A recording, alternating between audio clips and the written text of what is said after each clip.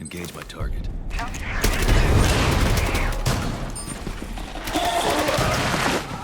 With me! Asset is under it. Bring the asset to the extraction pod. In Rainbow Six Extraction, your mission is to get in, get the job done, and get out. But no two missions are quite the same, and in this episode of our Rainbow Six Extraction Deep Dive series, we're taking a look at how different maps and objectives and difficulties combine to create a dizzying array of possibilities. So let's break it down. You're looking at 12 dynamic maps divided into 3 zones each, 13 different randomized mission types, 18 operators, over 24 React Tech devices, this thing, like 10 different types of these things, okay? Plus, all this nasty sprawl, which you know just has to smell awful. And on top of all that, you never know which Archeans are gonna spawn where and where the objective's gonna be. It turns out, actually getting the job done is gonna be a little more complex and a lot more intense.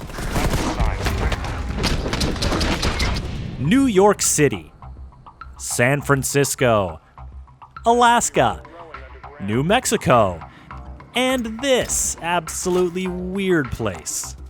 The maps of Extraction are spread out across the whole continent and beyond, with each region more challenging than the one that came before it. The different regions each have their own feel, not just like the touristy flavor of Liberty Island in New York City compared to the frigid frontier situation of Eurydice Valley in Alaska. I'm talking about the architecture, the kinds of spaces you're fighting in, the different challenges, opportunities, and environmental stories they present. It breaks down like this. Each region has 3 maps, and each of those maps has 3 subzones. Every mission sends you off to one map and gives you 3 objectives, 1 per subzone. You have the chance to extract after each subzone, which ends the mission and banks all your progress towards leveling up your operators. So, to see an entire map, you'll need to complete your first 2 objectives and decide to risk it all for the big payout of completing the 3rd and final objective. Each subzone presents progressively more difficult enemies, and the setting can change significantly from one area to the next. Let's look at Eurydice Valley. It's way out there in the Alaskan hinterlands, and the first subzone we encounter on this mission is a straight-up farm.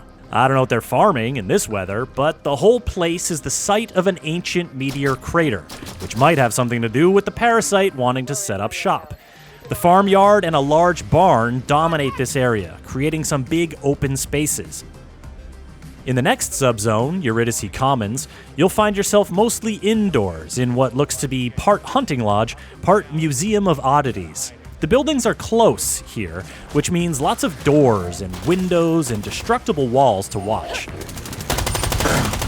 Into the 3rd subzone, titled Missile Silo, it's abundantly clear that this is no humble farming community, as you descend into an underground complex, complete with a bunch of labs, and yes, a missile silo. This variety from zone to zone means you can find yourself in a lot of different combat situations during each mission.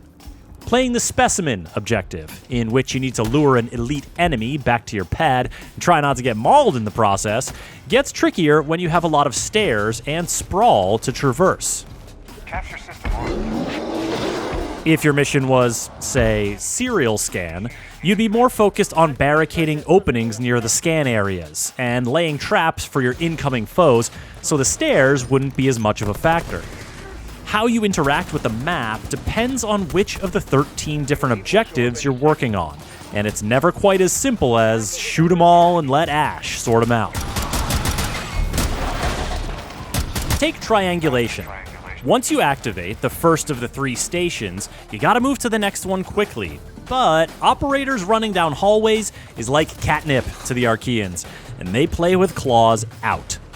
It's better to scout your route from station to station before activating them so you can stealthily thin the herd and find pathways that'll allow you to cover ground swiftly. And here's where your power to shape the map through destruction or carefully opening doors or destruction starts to make a real difference.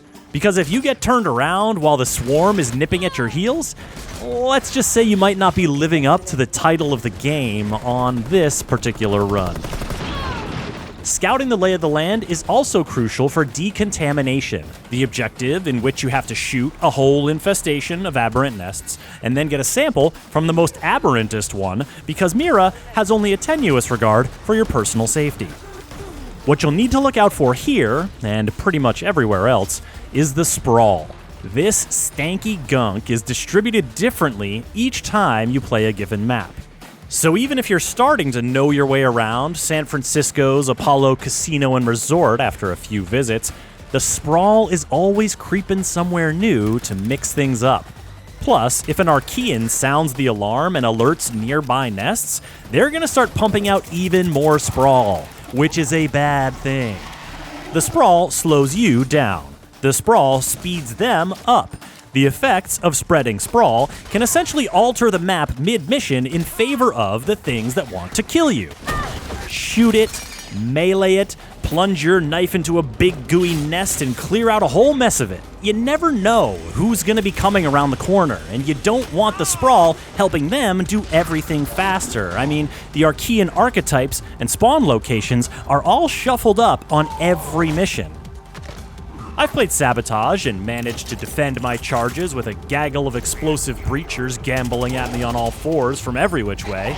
But when it's a pack of spikers throwing spikes at me through walls from lion knows where, I don't know, man. Look, we're going to talk a lot more about the different Archeans and tactics to take them down in another episode of this deep dive series. But suffice to say, when it comes to enemies, you never quite know what you're going to get. And hey, if what you're getting isn't making you break a sweat, or you want to get after those operator skill upgrades and weapon unlocks more quickly, then kicking the difficulty up a notch might be right for you. Completing objectives on tougher difficulties yields substantially more progression, but side effects may include increased sprawl, elevated Archean aggression, grievous bodily harm, and stasis foam encasement. So, ask yourself, is it worth the extra risk to get those extra rewards? If you want more info on those rewards, check out the other video in our series, where we delve into how different operators can not only change your approach to the mission, but can also evolve as you level up. Rainbow Six Extraction is launching this January for PS4 and PS5, Xbox One, and Xbox Series X and S, cloud gaming, and PC. Subscribe to this channel to catch the next videos in our series and get the latest updates at news.ubisoft.com.